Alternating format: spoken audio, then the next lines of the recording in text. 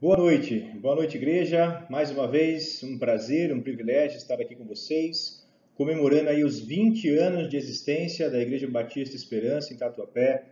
Novamente, Pastor Ricardo, obrigado pelo convite, toda a liderança da igreja. Obrigado a você que sobreviveu aí essas 3 primeiras noites. Para mim, como eu disse no início, é um prazer, um privilégio compartilhar a palavra de Deus, sobretudo pensar aí na volta de Cristo e esse tema tão importante que são os sinais, né? Da volta de Cristo. Quero relembrar então rapidinho tudo que vimos até aqui, por meio deste quadro que nós já trabalhamos com ele ao longo das últimas noites. Hoje estamos vivendo na era da igreja. A era da igreja. O próximo grande evento escatológico, creio eu, será o arrebatamento da igreja. Para este evento não há aviso prévio. Isso pode acontecer a qualquer minuto, a qualquer segundo.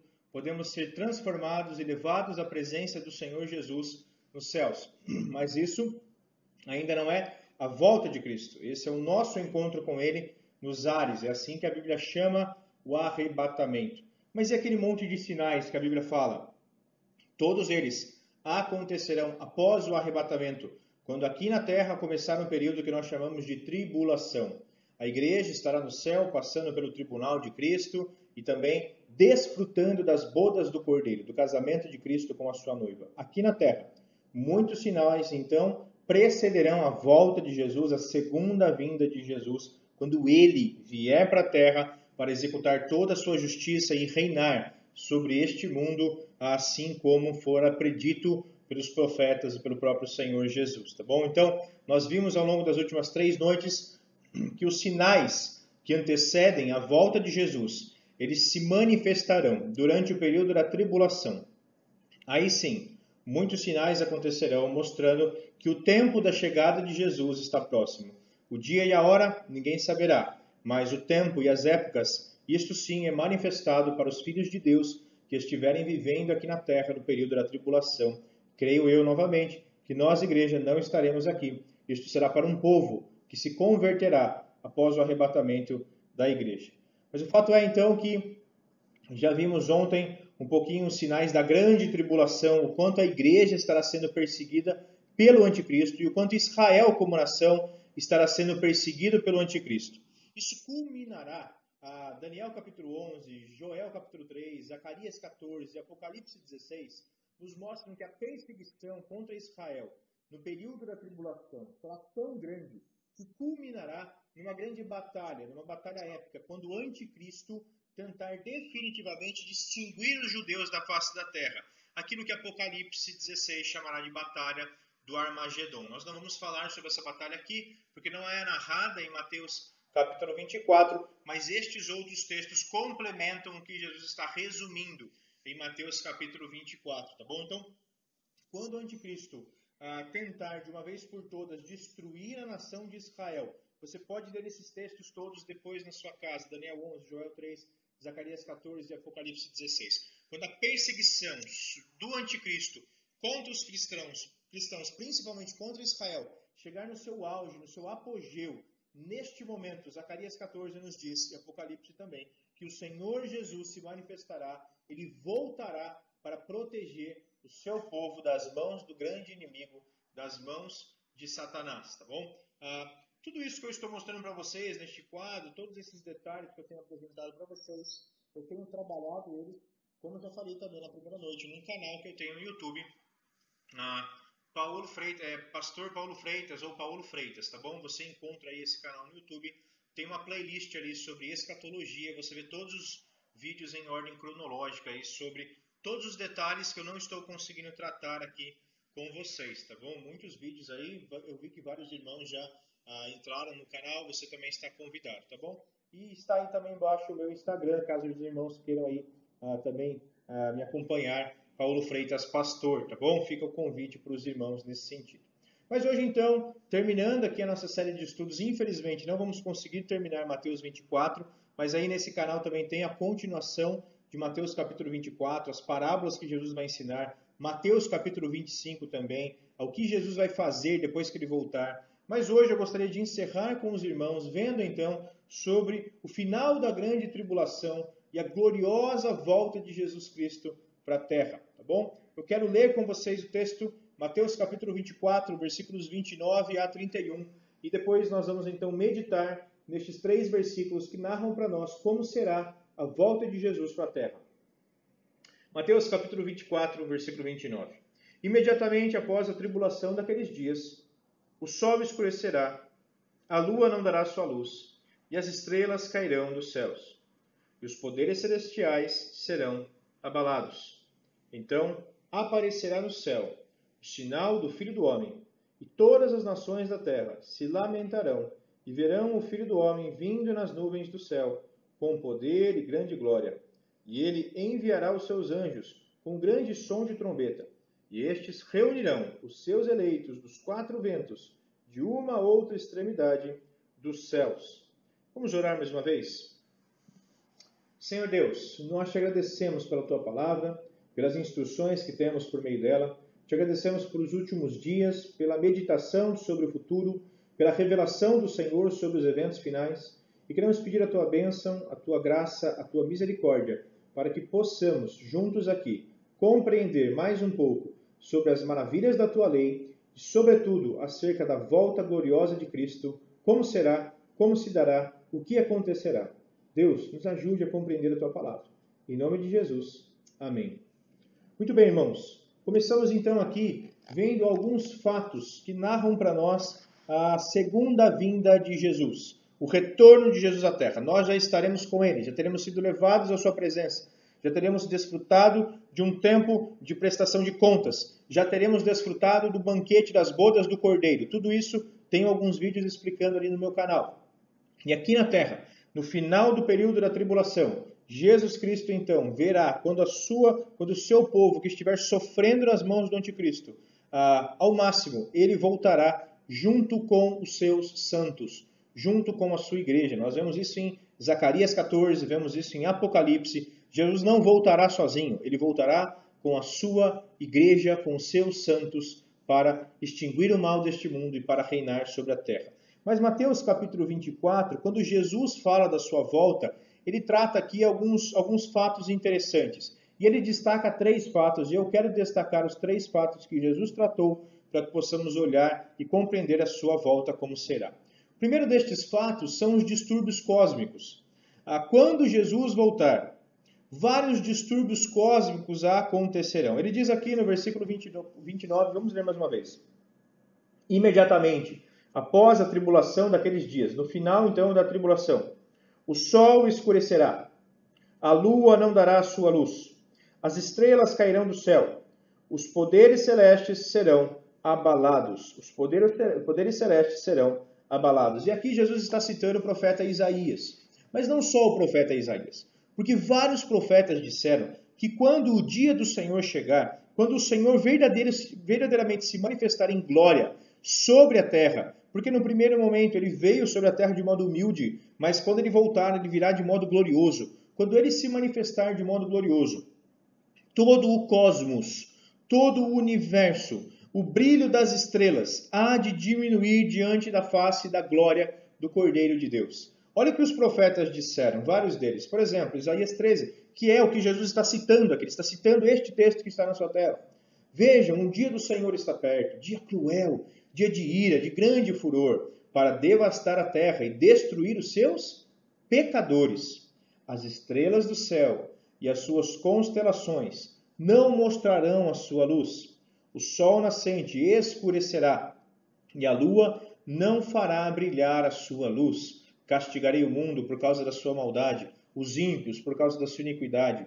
Darei fim à arrogância dos altivos e humilharei o orgulho dos cruéis. Os profetas predisseram que no dia da manifestação final da ira do Senhor contra o pecado do mundo, nesse dia, as estrelas do céu e as suas constelações não mostrarão a sua luz, o sol escurecerá, a lua não fará brilhar a sua luz. Esses distúrbios cósmicos foram preditos pelos profetas. Olha o que Joel nos diz. Toquem a trombeta em Sião, deem um alarme no meu santo monte, tremam todos os habitantes do país, pois o dia do Senhor está chegando, está próximo. É dia de trevas, dia de escuridão, dia de nuvens e negridão, quando o Senhor Jesus se manifestar. As estrelas do céu perderão o seu brilho, o sol há de diminuir a sua intensidade, a lua não vai resplandecer à luz do sol, porque a hora do julgamento do pecado, da maldade do mundo acontecerá, chegará, será um dia pesado, um dia de trevas. A volta do Senhor Jesus será um dia difícil de engolir para toda a maldade do mundo, para todos os pecadores, porque será o dia da punição do Senhor, quando Ele vai separar o joio do trigo de uma vez por todas e vai punir os pecadores. Assim como a luz da aurora estende-se pelos montes, um grande e poderoso exército se aproxima, como nunca antes se viu, nem jamais se verá nas gerações futuras. Diante deles, a terra treme, o céu estremece, o sol e a lua escurecem, e as estrelas param de brilhar. Mais do que isso, olha que Isaías também nos diz, no capítulo 24, naquele dia a lua ficará humilhada e o sol envergonhado, pois o Senhor dos exércitos reinará no monte Sião e em Jerusalém, glorioso na presença dos seus líderes. Ou seja, quando o Senhor Jesus vier para reinar, quando Ele voltar para estabelecer o seu reino, neste dia, o que Jesus está dizendo é o que os profetas disseram: haverá distúrbios cósmicos. O modo como as galáxias, o brilho das estrelas da nossa galáxia, do universo, o nosso Sol, a nossa Lua, ficarão envergonhados diante da glória do Senhor. O que isso representa? Qual é a grande lição para nós? Uma das primeiras grandes lições para nós é que o universo se humilhará perante a glória da grandeza de Cristo. O universo se humilhará perante a glória e a grandeza de Cristo. Meus irmãos, o texto aqui trata dos altivos, dos arrogantes, daqueles que se acham. Mas no dia que o Senhor Jesus voltar, o sol se escurecerá de vergonha diante da luz, da glória daquele que criou o sol, daquele que criou as galáxias, daquele que criou o universo, diante da glória do Cordeiro de Deus, que tirou o pecado do mundo. Nós precisamos lembrar desse detalhe. O universo foi criado pelo Senhor Jesus, o universo foi criado pelo seu poder, o universo é dado a Ele por Deus, Ele é o Rei de todo o universo. O Senhor Jesus há de reinar não apenas nos nossos corações, não apenas nessa terra, não apenas nas nossas vidas, mas Ele é o Rei de todo o universo, é isso que a Escritura nos diz. Então, o Senhor Jesus, quando se manifestar, todos se sentirão humilhados, envergonhados diante da sua grandeza, diante da sua majestade, diante da sua santidade, e a própria criação se curvará diante dele. Essa é a ideia do sol escurecerá, a luz diminuirá, como que se o universo estivesse se curvando diante da glória do Cristo de Deus. Mas há uma segunda lição importante aqui para nós, porque nos dias do Antigo Testamento e também nos dias do Novo Testamento, havia aquela cultura pagã, aquela concepção pagã de que quem rege o universo são as galáxias, são as estrelas. Sabe aquela ideia de horóscopo? Isso existe até hoje. Tem muita gente que acha que o rumo do universo está nas mãos, ou melhor, está diante ou está na dependência das constelações se alinharem, das estrelas e dos astros trabalharem em conjunto para que a sua vida seja abençoada aqui. E o que esses textos estão dizendo e o que Jesus está nos lembrando é que, na verdade, quem rege o universo é Deus. Quem rege o universo é Jesus, não os astros e estrelas. Quando o Senhor Jesus voltar, ficará nítido, ficará claro para todo mundo que quem rege a história não é o destino, não é o acaso, não são as estrelas, mas é o Senhor Jesus, o Criador dos céus e da terra. Todos perceberão, todos verão a glória de Cristo e o universo se curvará diante desta glória. Deus já havia predito isso. Olha o que diz Efésios, capítulo 1, versículo 9 e 10. Para mim, Efésios, capítulo 1, versículo 10, é o texto principal de toda a Escritura. Se há um versículo que resume toda a história da Escritura, se há um versículo que resume todo o ensino que a Bíblia quer nos trazer, é Efésios, capítulo 1, versículo 10. Olha o que diz a partir do versículo 9. E nos revelou o mistério da sua vontade, de acordo com o seu bom propósito, que Deus estabeleceu em Cristo. Deus nos revelou o mistério que Ele estabeleceu em Cristo. Isto é, que mistério é esse que Deus nos revelou? De fazer, convergir, voltar, virar para, em Cristo, todas as coisas celestiais e terrenas. na dispensação da plenitude dos tempos. Qual é o grande segredo da história? Qual é a grande revelação do universo? Qual é o grande pano de fundo da minha existência, da sua existência, da existência deste mundo? Por que todas as coisas existem? Por que há um plano terreno? Por que há um plano físico? Por que há um plano espiritual? Porque um dia todas as coisas serão governadas pelo Senhor Jesus Cristo. No momento certo da história, tanto as coisas terrenas quanto as coisas celestiais serão governadas, regidas pelo Senhor Jesus Cristo. Isso ainda não aconteceu. Isso ainda não está acontecendo. De modo implícito, algumas coisas acontecem por meio da igreja. Hoje a igreja ou pelo menos deveria, ser guiada, liderada por Jesus. Mas um dia todo o universo, na terra, nos céus, terreno, celestial, será regido, governado pelo Senhor Jesus. Deus prometeu isso para o Senhor Jesus. O dono da história doou todas as coisas para o seu Filho, para que no momento certo tudo, o universo, o sol, o cosmos, se voltem a Ele em adoração e toda língua confesse que Jesus Cristo é o Senhor, todos o adorem, o cosmos vai adorá-lo, nós iremos adorá-lo, nós iremos reconhecer a sua grandeza. Agora, é interessante porque não apenas isso, mas o versículo 30 nos mostra um outro fato. O primeiro fato que marca a volta do Senhor Jesus aqui à Terra é que o universo inteiro se curvará diante da sua glória. O universo apagará a sua luz. E a luz que fará brilhar todas as coisas é a luz do próprio Cordeiro de Deus que virá. Mas o versículo 30 nos mostra um segundo fato interessante.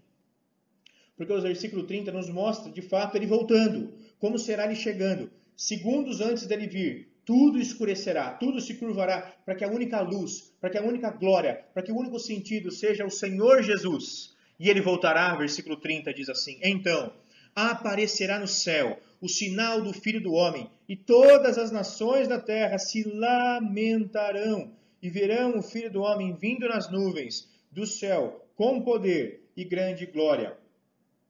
Todos verão o sinal do Filho do Homem. Qual é este sinal? Não dá para a gente prescrever de modo exato que sinal será esse, mas parece que o próprio texto nos diz que ele virá nas nuvens do céu. Parece que o sinal da volta de Jesus é aquilo que o Daniel, lembra que Jesus está aqui o tempo todo citando Daniel? Daniel também havia predito que quando o Filho do Homem se manifestasse, ele viria nas nuvens, ou pelas nuvens, ou com as nuvens. Olha o que diz Daniel, capítulo 7, versículo 13 e 14. Na minha visão à noite, vi alguém semelhante a um filho do homem, vindo com as nuvens dos céus. Ele se aproximou do ancião e foi conduzido à presença do ancião. E a ele foram dados autoridade, glória e reino.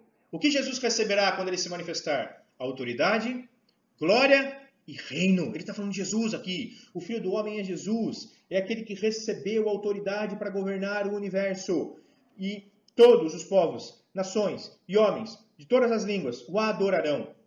Seu domínio é um domínio eterno, jamais acabará. E o seu reino jamais será destruído. Agora é interessante que ele diz que quando a autoridade, quando o reino, quando a glória forem dadas finalmente a Jesus, para que ele venha, para que ele reine sobre a terra e sobre o universo, quando isso acontecer, ele virá com as nuvens dos céus. Agora, talvez você pense assim, mas ele está falando então que Jesus vai descer sobre as nuvens, voando nas nuvenzinhas, é isso? Este é o sinal da vinda de Jesus? Pode ser, pode ser. Mas é interessante porque a ideia aqui de Daniel, capítulo 7, não é apenas uma nuvem qualquer. Ela traz aqui essa ideia das nuvens dos céus, o Filho do Homem em meio às nuvens, aparecendo em meio às nuvens, recebendo autoridade para governar, para reinar, para mostrar toda a sua glória sobre o universo. Quando isso acontecer, ele estará envolto a nuvens, mas a ideia dessas nuvens aqui não são nuvens de chuva, não são nuvens qualquer. A ideia dessas nuvens aqui é aquela ideia que nós conhecemos um pouquinho, talvez os irmãos neopentecostais citem mais essa ideia, este conceito, mas esta nuvem aqui é a nuvem da Shekinah, é a nuvem da glória e da presença de Deus. Ele virá envolto a glória e a presença de Deus. Não serão nuvens quaisquer, não serão nuvens de chuva, mas será a nuvem da presença santa e gloriosa de Deus, trazendo o rei, trazendo o seu filho sobre a terra, para que ele exerça o seu reinado, para que ele estabeleça o seu domínio, para que ele reja, para que ele venha a governar todo o universo. Quando ele se manifestar, Daniel está dizendo que ele virá por meio da nuvem, da Shekinah, da presença de Deus. E Jesus está dizendo aqui que todos verão ele chegando entre as nuvens. E eu entendo, creio pela Escritura, que não serão nuvens quaisquer, mas serão as nuvens da presença gloriosa de Deus, aquela nuvem que se manifestava no tabernáculo, aquela nuvem que se manifestava no templo e que agora está aberta ao acesso à presença da glória de Deus a todos nós. Essa mesma nuvem trará o Filho, trará o Cordeiro, trará o leão da tribo de Judá, trará o Rei dos Reis sobre a terra. E este então será, creio eu, o sinal da vinda do Filho do Homem. Aquela nuvem da presença de Deus, a glória de Deus, algo que a gente nunca viu, mas que quando virmos, perceberemos, aqueles que estiverem vivos, perceberão, isso não é uma nuvem qualquer, a glória, a poder, a majestade é diferente de tudo que eu já vi. E no meio dessas nuvens o Rei virá, o Rei chegará para reinar e para dar fim a todo pecado e a toda maldade do mundo. Agora é interessante, porque o texto diz assim: então aparecerá no céu o sinal do Filho do Homem, e todas as nações se lamentarão. Se lamentarão. Por que as nações se lamentarão? É interessante porque haverá dois tipos de sentimentos quando o Senhor Jesus voltar. A Bíblia nos diz em Timóteo, Paulo diz isso para nós em 2 Timóteo: combati o bom combate, terminei a corrida, guardei a fé, agora me está reservada a coroa da justiça que o Senhor Jesus, justo juiz, me dará naquele dia, e não somente a mim, mas também a todos os que amam a sua vinda. A todos os que amam a sua vinda. Por que as pessoas lamentarão quando o Senhor Jesus vier? Quando o Senhor Jesus voltar? Porque a humanidade não ama a vinda do Senhor Jesus. Porque a humanidade teme o Senhor Jesus. Porque a humanidade odeia o Senhor Jesus. Não se alegrarão em ver que tudo que creram, que tudo que pregaram, que tudo que viveram era uma mentira demoníaca, que há sim um Senhor Jesus que venceu a morte, que é rei sobre todos. Não é meu corpo, minhas regras, é corpo do Senhor, regras dele. Não é o meu terreno, minhas regras, não é a minha casa, minhas regras, não é a minha vida, minhas regras, mas eu pertenço a um ser que me criou, e ele voltará para reivindicar tudo de certo que eu fiz, mas tudo de errado que eu fiz também. Ele virá, e quando ele vier, as pessoas que odeiam a sua vinda lamentarão. E o texto diz que todas as nações da terra lamentarão. Lamentarão. É interessante, porque 2 Tessalonicenses nos diz o seguinte. 2 Tessalonicenses, capítulo 1, versículos 7 e 8. Está aqui na tela para vocês. Diz assim: isso acontecerá quando o Senhor Jesus for revelado lá do céu, com os seus anjos poderosos, em meio a chamas flamejantes. Ele punirá os que não conhecem a Deus. Por que as pessoas lamentarão? Porque elas serão punidas. Porque elas sabem que a hora da punição da vida delas chegou.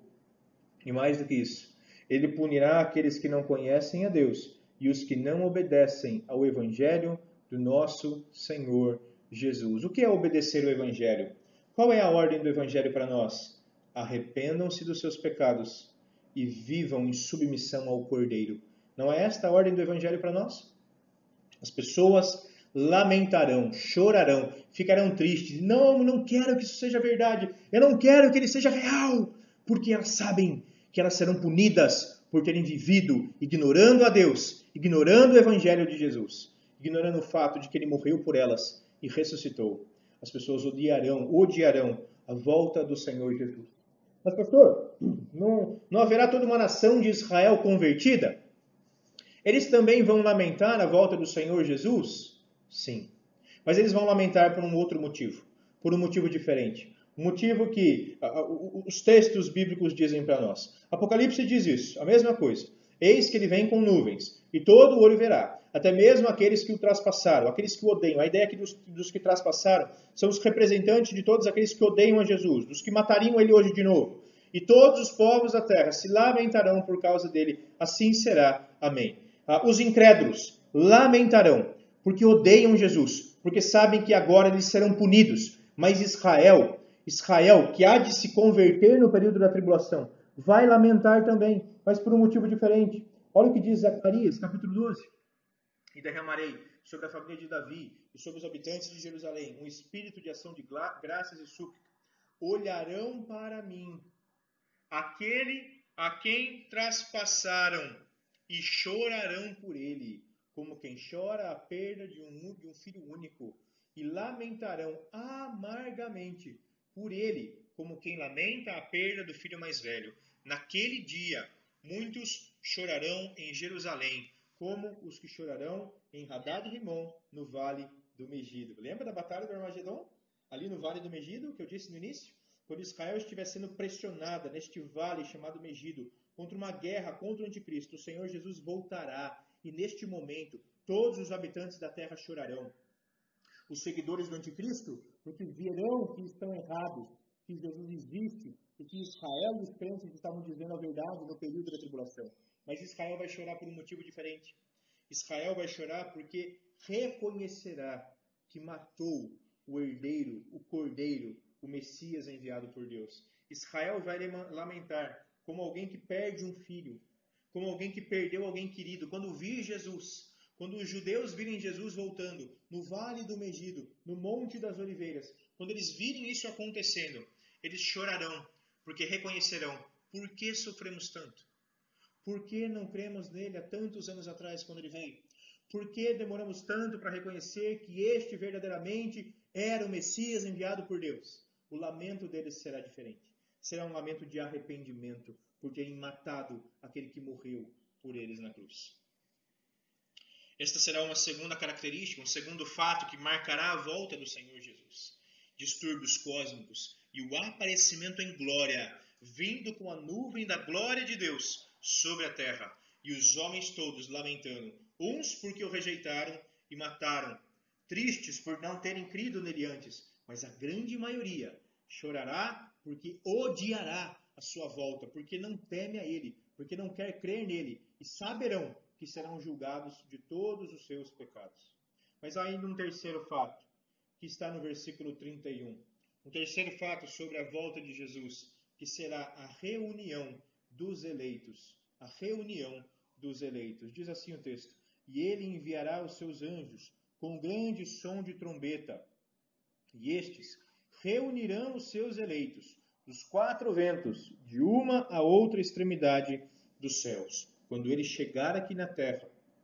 Entre outras coisas que ele fará, que vemos na continuação do texto, no capítulo 25, mas também que vemos em outras passagens das Escrituras. Quando ele vier, ele dividirá a humanidade em dois grupos. Ele fará com que os seus anjos saiam buscando as pessoas e trazendo as pessoas, os seus fiéis, os seus eleitos, ao seu encontro. Alguns serão trazidos à sua presença, outros serão largados onde estão, para posteriormente serem julgados por ele.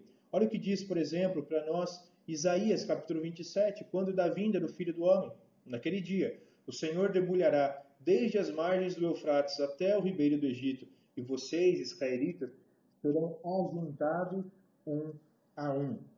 O texto diz, versículo 31, ele enviará os seus anjos com grande som de trombeta, e estes reunirão os seus eleitos de uma a outra extremidade dos céus. Quando ele vier, ele trará todos os seus filhos que estiverem vivos, que passarem pela tribulação, que sobreviverem ao sofrimento da tribulação. Ele trará todos à sua presença, a fim de que ele possa pastoreá-los e cuidar deles, e a fim de que ele possa julgar o mal e a iniquidade de todos aqueles que se aliaram, que se filiaram ao anticristo. Ele reunirá os seus eleitos. A igreja, os seus santos, os seus anjos virão com ele, mas haverá pessoas na terra que temerão a ele, que temem a ele, que aguardarão a sua vinda, e estes serão trazidos à sua presença para desfrutar de paz, finalmente, diante do seu Senhor, diante do seu Messias. Jesus já havia e continuará ensinando isso no capítulo 24 mesmo, para nós, na sequência do texto, quando o texto diz: 2 homens estarão no campo, um será levado e outro deixado. 2 mulheres estarão trabalhando no moinho, uma será levada e outra deixada. Eu não entendo que esse texto esteja falando sobre arrebatamento. Eu entendo que esse texto aqui está falando sobre a reunião dos eleitos. Quando o Senhor Jesus voltar, os seus anjos sairão buscando pessoas. Umas serão levadas para onde? Levadas para a presença do Cordeiro de Deus, levadas para a presença de Jesus, ali em Israel, quando ele chegar. Outras serão deixadas nos seus afazeres, nos seus cotidianos, na sua idolatria, no seu amor pelo anticristo. Aqueles que temem o Senhor Jesus serão conduzidos à sua presença, a fim de serem pastoreados por Ele, junto com todos nós que estivermos com Ele ali, no seu retorno glorioso, com toda a sua igreja, que já terá sido transformada, que já terá sido modificada, que já terá desfrutado das bodas do Cordeiro, do casamento com Cristo lá nos céus, e voltarão com Ele para a terra. Olha o que diz Isaías capítulo 13. Vejam, o dia do Senhor está perto, dia cruel e de ira e grande furor, para devastar a terra e destruir os seus pecadores. Olha o que diz o final. Castigarei o mundo por causa da sua maldade, os ímpios pela sua iniquidade. Darei fim à arrogância dos altivos e humilharei o orgulho dos cruéis. Ou seja, quando o Senhor Jesus finalmente chegar, Ele trará a sua presença. Ele mandará os seus anjos buscarem. Pessoas serão levadas de onde estão, conduzidas à sua santa presença, a fim de que Ele as proteja e puna aqueles que estão fora do aprisco. E puna aqueles que estão fora da sua redoma de proteção gloriosa. Aqueles que estiverem diante dele serão os seus filhos, que terão as suas lágrimas enxugadas, o seu sofrimento da tribulação apaziguado. E agora o Senhor Jesus punirá todos aqueles que foram largados para fora do aprisco, para fora da sua presença. Percebe como os textos vão se encaixando e fazendo sentido? Meus irmãos, quando nós olhamos para a palavra de Deus, nós precisamos nos lembrar que as promessas do Senhor Jesus são reais, são verdadeiras. Ele cumprirá todas. Isaías ainda diz para nós: e vocês, israelitas, serão ajuntados um a um. E o que o povo que será ajuntado na presença do Senhor fará? Aqueles que ficarão largados para fora da presença de Jesus, para fora do seu pastoreio, estes sofrerão castigo eterno, sofrerão punição. Mas e aqueles que forem trazidos à sua presença? E aqueles que vierem à sua presença? Versículo 31. Para que ele irá reuni-los? O texto diz: virão e adorarão o Senhor no Monte Santo, em Jerusalém. Para que a igreja redimida e transformada, glorificada, que virá dos céus com Jesus, e para que a igreja, o povo de Cristo, que se converter durante a tribulação, todos possam se reunir diante dele em Jerusalém e adorá-lo, e exaltar o seu nome, e glorificar o seu nome, assim como as estrelas estarão fazendo, todos nós o faremos, e aqueles que estiverem fora sofrerão um castigo eterno, sofrerão a punição eterna. Ele diz isso para nós na continuação, em Mateus capítulo 25, quando o Filho do Homem vier em sua glória, com todos os seus anjos, se assentará no seu trono de glória, todas as nações serão reunidas diante dele, e ele separará umas das outras. Está vendo de novo? Como o pastor separa as ovelhas dos bodes, e colocará as ovelhas à sua direita, e colocará os bodes à sua esquerda. Então o rei dirá: venham benditos do meu Pai, recebam como herança o reino que lhes foi preparado desde a criação do mundo. Aqui sim, será inaugurado o reino do Messias sobre a face da terra.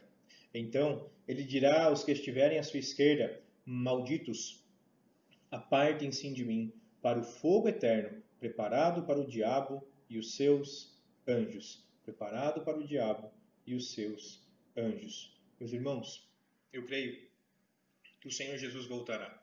Eu creio que ele virá para reinar sobre a terra. Eu creio que ele virá para governar todas as coisas. E quando ele vier, quando ele voltar, aqueles que estiverem vivos serão separados em dois grupos. Os que temem a ele serão trazidos à sua presença e o adorarão. E os que seguirem o anticristo serão lançados no inferno, junto com o diabo, junto com o anticristo, junto com os seguidores de Satanás. Assim será a volta do Senhor Jesus. Eu quero terminar lendo com você um texto que nos mostra a mesma coisa, só que com palavras diferentes. Abra sua Bíblia em Apocalipse, capítulo 19, por gentileza. Apocalipse, capítulo 19, nos diz da perspectiva celestial, como essas coisas se darão. Apocalipse, capítulo 19, partindo já para o final da sua escritura, partindo para o final do texto bíblico. Apocalipse, capítulo 19. Depois de narrar os fatos das bodas do Cordeiro, o texto vem para nós e diz assim, versículo 11. Vi os céus abertos, e diante de mim um cavalo branco, cujo cavaleiro se chama Fiel e Verdadeiro. Este é outro cavalo branco, este é outro cavaleiro, não é aquele do início de Apocalipse. Ele julga e guerreia com justiça. Seus olhos são como chamas de fogo. Em sua cabeça há muitas coroas. E um nome que só ele conhece e ninguém mais. Está vestido com um manto tingido de sangue. E seu nome é Palavra de Deus. Os exércitos dos céus o seguiam, vestidos de linho fino, branco e puro, montados em cavalos brancos. Estes exércitos do céu serão os crentes que forem levados à sua presença, forem passarem pelo tribunal de Cristo e desfrutarem das bodas do Cordeiro. Serão chamados a partir de agora de exércitos do céu. Nós, provavelmente. E montados em cavalos brancos. Da sua boca, da boca do cavaleiro branco, sai uma espada afiada, com a qual ferirá as nações. Ele não está dizendo aqui literalmente uma espada, ele está dizendo que a palavra dele é poderosa e somente com a sua palavra ele destruirá os seus inimigos quando ele vier. Ele as governará com cetro de ferro. Ele pisará o lagar do vinho do furor da ira de Deus Todo-Poderoso. Em seu manto e em sua coxa está escrito este nome: Rei dos Reis e Senhor dos Senhores. Vi um anjo que estava em pé no sol e clamava em alta voz a todas as aves que voavam por meio do céu: venham, reúnam-se para o grande banquete de Deus. Que banquete é esse? Para comerem a carne dos reis, dos generais e dos poderosos, carne de cavalos e seus cavaleiros, carne de todos, livres e escravos, pequenos e grandes. Então vi a besta, os reis da terra e os seus exércitos reunidos para guerrearem contra aquele que está montado no cavalo e contra o seu exército. Ele está falando aqui que quando o Senhor Jesus vier, ele destruirá todos os que seguirem o anticristo. Ele está mostrando, olha só, os animais da terra comerão a carne dos seguidores do anticristo. Mas a besta foi presa. Eles estavam reunidos para guerrear contra o Messias. Mas o versículo 20 diz que não teve guerra, não teve batalha, não teve nada, somente com a sua palavra. Mas a besta foi presa, e com ela o falso profeta que havia realizado sinais miraculosos em nome dela, com os quais ele havia enganado os que receberam a marca da besta e adoraram a imagem dela. Os dois foram lançados no lago de fogo, que arde com enxofre. Os demais foram mortos com a espada que saía da boca daquele que está montado no cavalo. E todas as aves se fartaram com a carne deles. Vi descer dos céus um anjo, capítulo 20, versículo 1, que trazia na mão a chave do abismo e uma grande corrente. Ele prendeu o dragão, a antiga serpente, que é o diabo, Satanás, e o acorrentou por 1000 anos. Aqui será o reinado de Cristo por 1000 anos sobre a terra. Lançou-o no abismo, fechou-o, pôs um selo sobre ele, para assim impedi-lo de enganar as nações, até que terminassem os 1000 anos. Depois disso, é necessário que ele seja solto por um pouco tempo. Isso será explicado mais adiante nos próximos capítulos de Apocalipse, nos capítulos finais. Vi tronos em que se assentaram aqueles a quem havia sido dada a autoridade para julgar. Vi as almas dos que foram decapitados por causa do testemunho de Jesus e da palavra de Deus. Eles não tinham adorado a besta, nem tinham adorado a sua imagem. E não tinham recebido a sua marca na testa nem nas mãos. Eles ressuscitaram e reinaram com Cristo durante 1000 anos.